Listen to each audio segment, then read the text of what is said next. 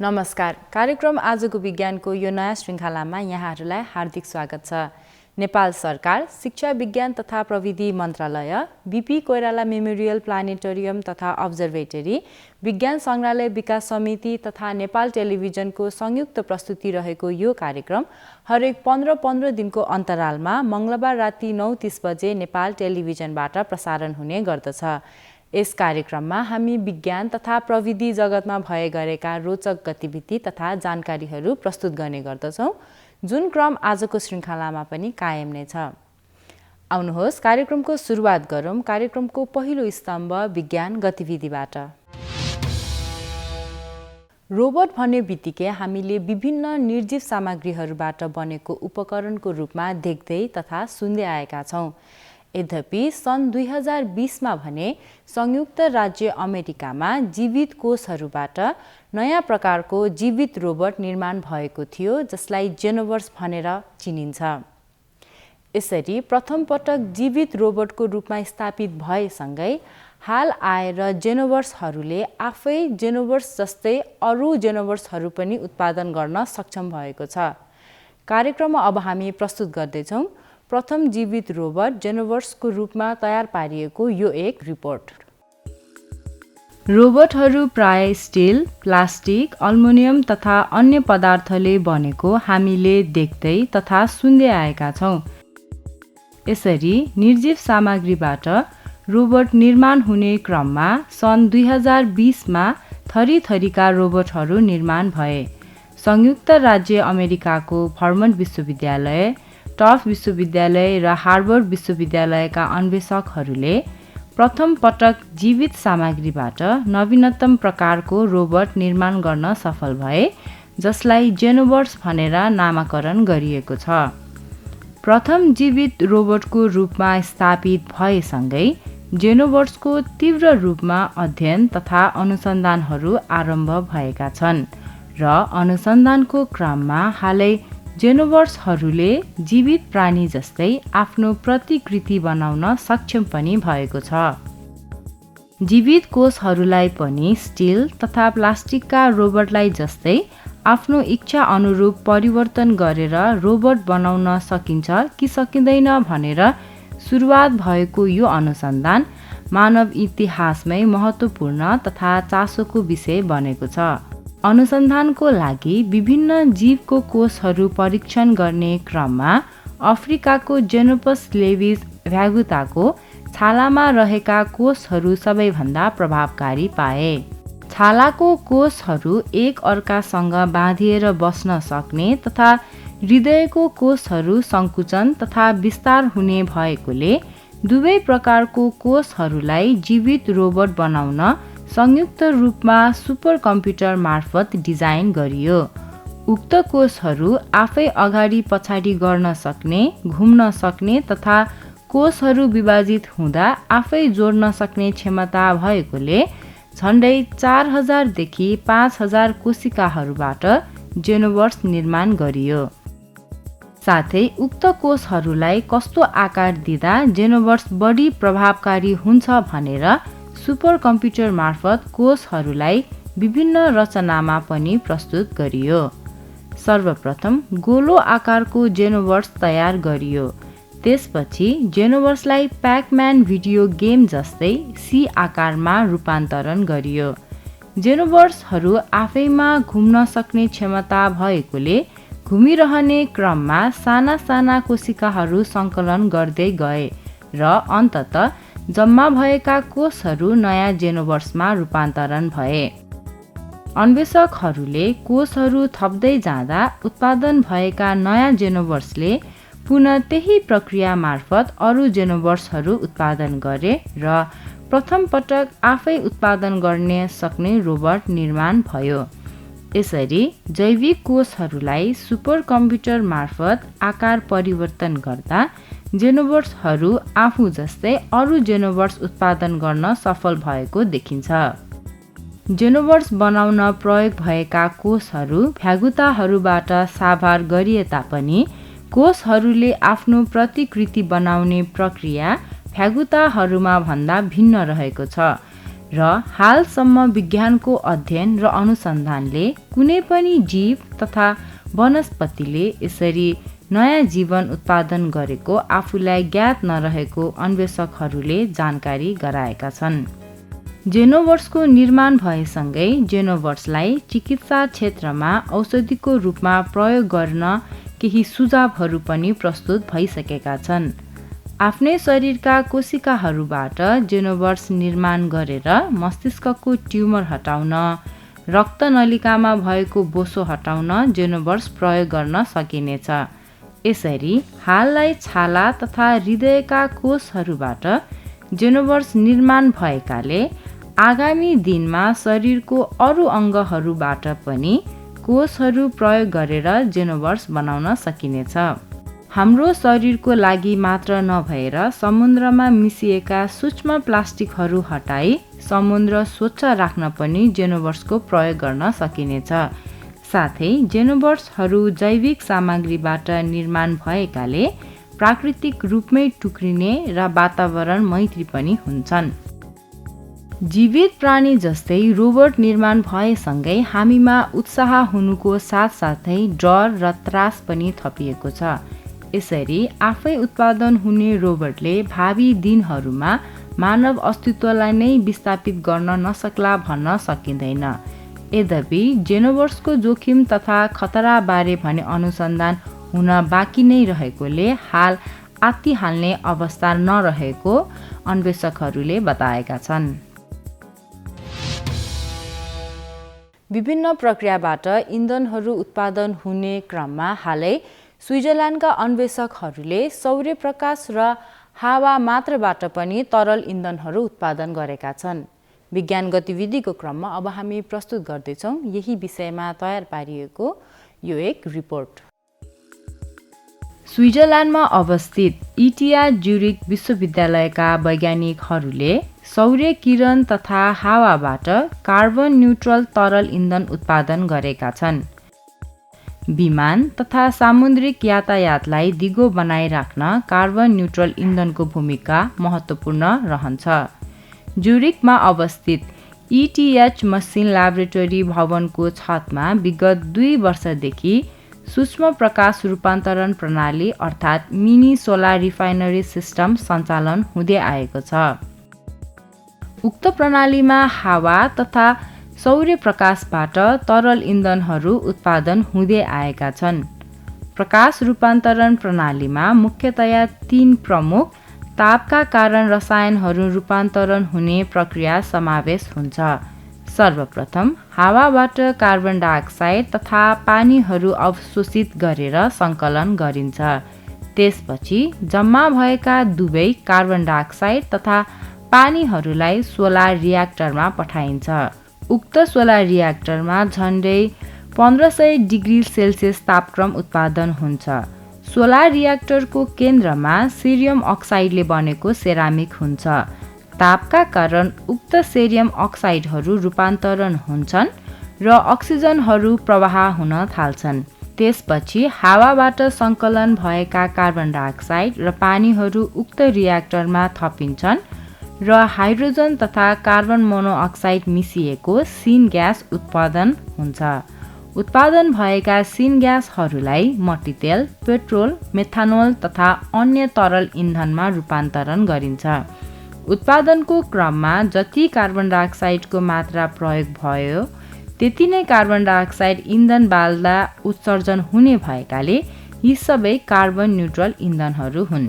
प्रक्रियाको पहिलो चरणमा मात्र सौर्य विकिरण प्रयोग हुने भएकोले सौर्य प्रकाशको अधिकतम प्रयोगलाई उक्त प्रक्रियाले सुनिश्चित गर्दछ।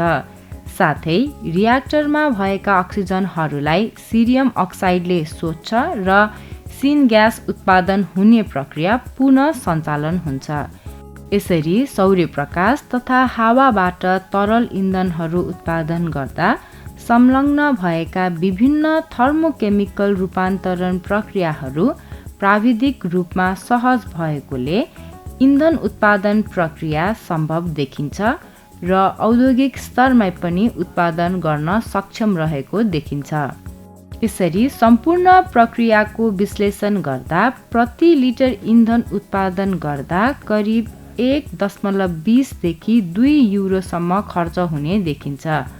मरुभूमि क्षेत्रहरूमा प्रशस्त सौर्य किरणहरू सङ्कलन गर्न सकिने तथा उत्पादनका लागि जैविक इन्धनलाई जस्तो खेतीयोग्य भूभाग आवश्यक नभएकोले यस इन्धन उत्पादनका लागि उक्त स्थलहरू उपयुक्त मानिन्छ।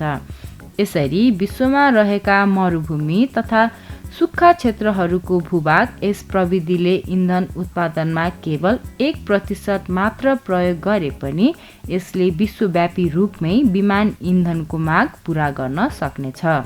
यसरी सौर्यप्रकाश तथा हावाबाट इन्धन उत्पादन हुँदै गर्दा कार्बन डाइअक्साइडबाट पनि तरल इन्धनहरू उत्पादन भएका छन्।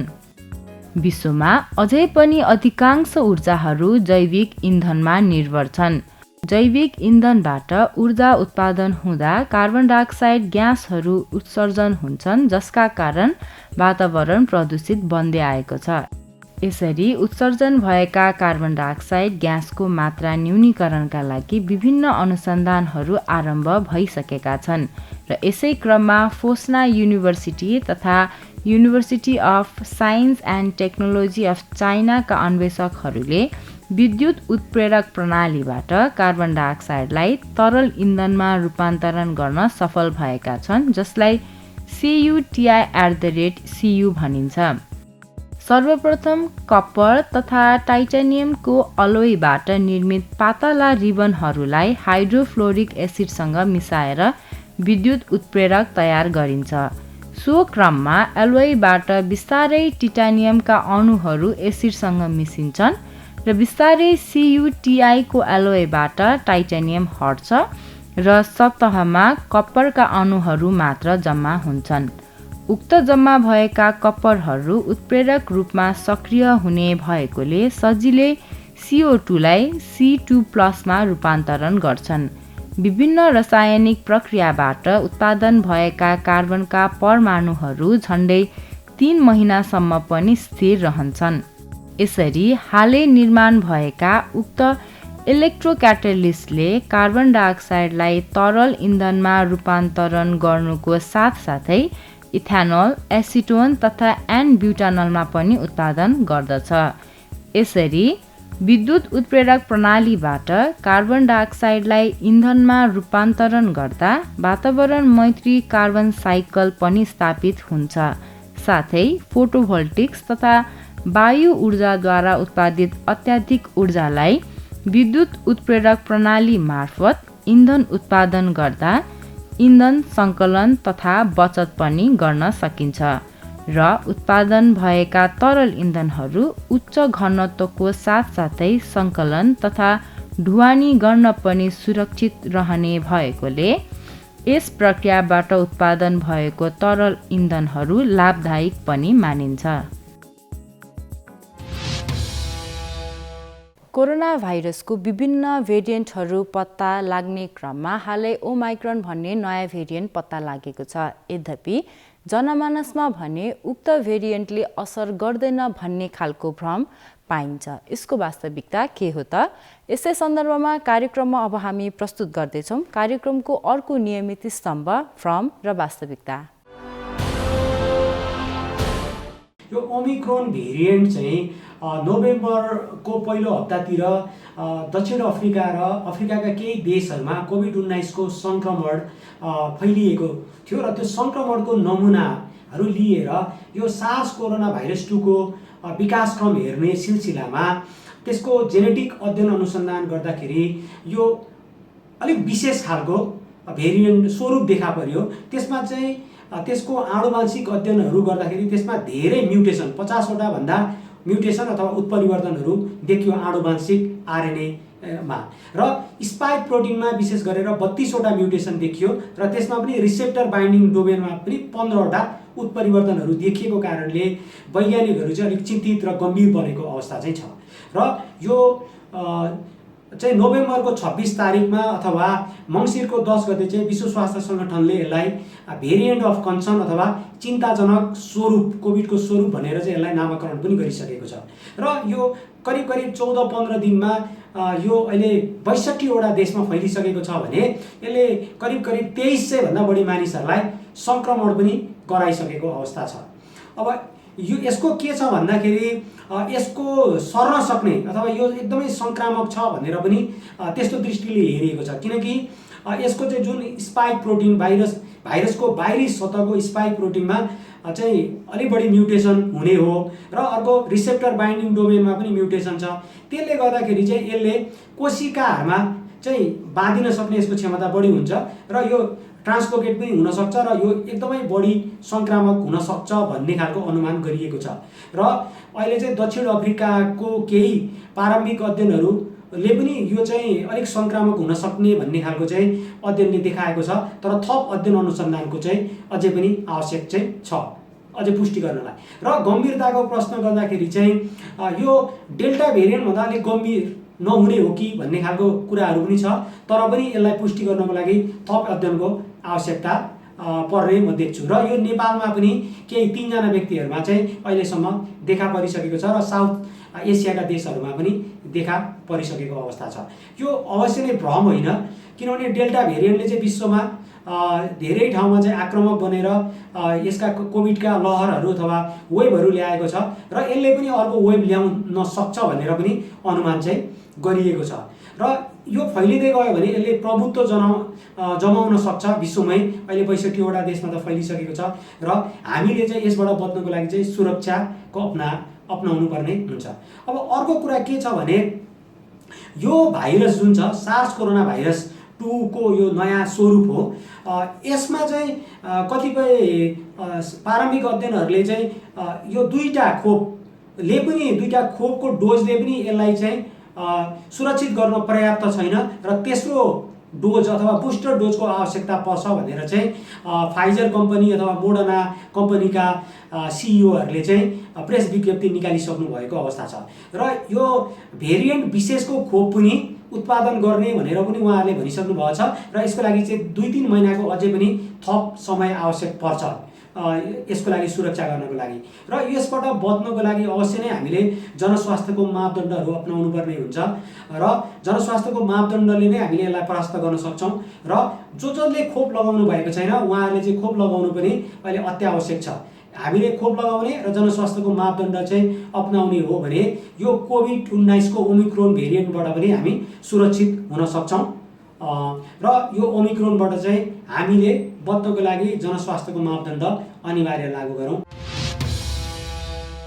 कार्यक्रममा अब पालो रहेको छ कार्यक्रमको अर्को स्तम्भ विज्ञान प्रश्नोत्तरको, जस अन्तर्गत यहाँहरूले नै सोध्नु भएको प्रश्नको उत्तर सम्बन्धित विशेषज्ञहरूले दिनुहुनेछ। नमस्ते, मेरो नाम रामप्रकाश शाह, म नेपाल मेगा कलेजबाट। हाम्रो पृथ्वी चाहिँ मिल्की वे ग्यालेक्सीमा रहेको छ। हाम्रो पृथ्वीमा लाइफ छ। हाम्रो ब्रह्माण्डमा धेरै अरू ग्यालेक्सीहरू छन् हैन, के ती ग्यालेक्सीहरूमा लाइफ छ कि छैन? हामीले यो विशाल ब्रह्माण्डलाई अवलोकन गऱ्यौँ भने यस विशाल ब्रह्माण्डमा असङ्ख्य तारा ग्यालेक्सीहरू अवस्थित छन्। ब्रह्माण्डको स्थापना ब्रह्माण्डको संरचना भएको सृष्टि भएको यति लामो समय बित्दाखेरि पनि यति ग्यालेक्सीहरू यस्ता ताराहरू छन् जसको प्रकाश अहिले हालसम्म पृथ्वीमा आउन सकेको छैन। जबकि प्रकाशको गति नै लगभग 3 लाख किलोमिटर प्रति सेकेन्ड छ। यस्तो स्थितिमा हामी अनुमान गर्न सक्छौँ कि यो ब्रह्माण्डको आकार कति विशाल छ भनेर। त्यसैले बाहिर मात्र ग्यालेक्सीमा मात्र होइन, हाम्रो ग्यालेक्सीमा हाम्रो आकाशगङ्गामा पनि असङ्ख्य ताराहरू छन् र दिनानुदिन नयाँ ग्रहहरू पनि पत्ता लागिसकेका छन्। हालै पनि एउटा बृहस्पतिभन्दा 10 गुणा ठुलो ग्रह पनि पत्ता लागिसकेका छ। र हाम्रो नजिकैमा पनि यस्ता धेरै ताराहरू छन् जसको वरिपरि प्लानेटरी सिस्टम अर्थात् ग्रहहरू परिक्रमा गरेको देखिएको छ। जस्तै हाम्रो सूर्यको वरिपरि हाम्रो गृह तारा सूर्यको वरिपरि ग्रहहरू घुमिरहेका छन्, त्यस्तै अन्य ताराको वरिपरि ग्रहहरू धेरै घुमिरहेको देखिएको छ। र एउटा ड्रेक इक्वेसन छ। ड्रेक इक्वेसनले बडा राम्रोसँग गरिसकेको छ कि हाम्रो विशाल ब्रह्माण्डमा यो ग्यालेक्सीहरूमा कतिवटा ताराहरूमा ग्रह हुन सक्छन्। त्यो ग्रहहरू कति चाहिँ गोल्डी लक जोन अर्थात् सूर्यबाट एकदम निश्चित दूरीमा न धेरै नजिक, धेरै नजिक भयो भने अत्यधिक तापक्रमले गर्दा त्यहाँ लाइफ हुन सक्दैन, जीवन हुन सक्दैन, जस्तो हाम्रो शुक्र ग्रहमा सम्भव छैन। त्यस्तै टाढा भयो भने फ्रिज चिसो भएर बस्न सक्दैन। हाम्रो पृथ्वी एकदम न धेरै टाढा न धेरै नजिक सूर्यको नजिक छ। त्यस्तो गोल्डीलक्समा कतिवटा ग्रहहरू छन्, त्यहाँ जीवनको सम्भावना कति छ, यस्ता विभिन्न तथ्यहरूलाई राखेर एउटा ड्रेकी कुशलले गणना गर्दाखेरि पनि यो हाम्रो ग्यालेक्सीहरूमा पनि अन्य ग्यालेक्सीहरूमा पनि जीवनको सम्भावना प्रचुर छ। र साथै एउटा सिभिलाइज सभ्यता भनौँ न, जसलाई एकदम सभ्यता जो चाहिँ अलिकति धेरै डेभलप भइसकेको छ। किनभने हाम्रो प्राविधिक इतिहासलाई हेऱ्यो भने हाम्रो लगभग 100 वर्ष भयो हामीले प्राविधिक इतिहास हामी चाहिँ अहिले ब्रह्माण्डको विभिन्न ग्रहहरूमा हामीले आफ्नो अन्तरिक्ष यानहरू पठाइसकेका छौँ, चन्द्रमामा गइसकेका छौँ भने मङ्गल ग्रहमा अवतरण गर्न सक्ने अवस्थामा पुगिसकेका छौँ। त्यसैले जसको हजारौँ लाखौँ वर्षको प्राविधिक इतिहास छ, ऊ हामीभन्दा धेरै एडभान्स भइसकेका हुनसक्छ र उसले सायद उसको कम्युनिकेसन गर्ने तरिका पनि सायद फरक होला हामी जस्तै। किनभने हामीले कम्युनिकेसन गऱ्यौँ भने पनि हाम्रो रेडियो तरङ्ग हो जुन प्रकाशको गतिले हामी पठाउन सक्छौँ। र हाम्रो सबभन्दा नजिकको तारा पनि 4.2 प्रकाश वर्ष तारा छ। अर्थात् प्रकाशको गतिले पनि हामीले यहाँबाट कुनै सिग्नल त्यहाँ पठायौँ भने 4.2 वर्ष लाग्छ र त्यहाँबाट फर्किन फेरि 4.2 लाग्छ, भन्नाले 8.4 वर्ष लाग्छ टु वे कम्युनिकेसनमा। तर जब टाढा छन् जहाँ हाम्रो यो अनन्त दूरीले गर्दाखेरि हजारौँ प्रकाश वर्ष लाखौँ प्रकाश वर्ष तारा छ, त्यहाँ हामीले यदि आफ्नो सङ्केत पठायौँ भने त्यो फर्केर त्यहाँबाट आउनु पनि टाइम लाग्छ भने या हाम्रो सङ्केतहरू उनीहरूले नबुझ्न पनि सकेका हुन्छन् या उनको सभ्यता यति उच्च भइसकेको छ कि यस्ता सिग्नललाई उनीहरूले कुनै कन्सिडरै गर्दैनन्। त्यसैले एउटा हामीले भन्न सक्छौँ, हामीले यहाँबाट हेलो हाउ आर यु भनेर पठायौँ भने उताबाट उत्तर आउन सक्छ yes I am fine he is no more भन्न सक्छ। किनभने उसले पठाउने बेला यति लामो समय बितिसक्छ कि उसले जुन व्यक्तिलाई रिसिभ गर्नुपर्ने बेला हो ऊ मरिसकेका हुन्छ। त्यसैले यो कम्युनिकेसन यो दूरीले गर्दा धेरै टाढा दूरीले गर्दाखेरि पनि हामीले कम्युनिकेसन गर्न सकेका छैनौँ। त्यसैले हामी भन्न सक्छौँ अन्य ग्यालेक्सीमा मात्र होइन हाम्रो ग्यालेक्सीमा पनि जीवन हुनु सम्भव छ। र किनभने यो विशाल ब्रह्माण्डमा यस्ता असङ्ख्य ग्यालेक्सीहरू छन्, असङ्ख्य ताराहरू छन्, असङ्ख्य ग्रहहरू छन्। त्यसैले यो पुरा साम्राज्य, पुरा यो ब्रह्माण्ड केवल मानव सभ्यताको लागि मात्र उपभोग गर्नुको लागि बनेको होइन, अपितु यहाँ पनि अन्य जीवहरू, अन्य सिभिलाइज सभ्यताहरू समुपस्थित हुन सक्दछन्। हस्त आजको कार्यक्रमको निर्धारित समय सकिसकेको छ। पुनः अर्को श्रृङ्खलामा यस्तै रोचक गतिविधि तथा सामग्रीका साथ हामी उपस्थित हुने नै छौँ। तबसम्म म कार्यक्रम प्रस्तुता सुनिता तथा सम्पूर्ण युनिट बिदा चाहन्छौँ। नेपाल टेलिभिजन हेर्दै गर्नुहोला। हस्त नमस्ते।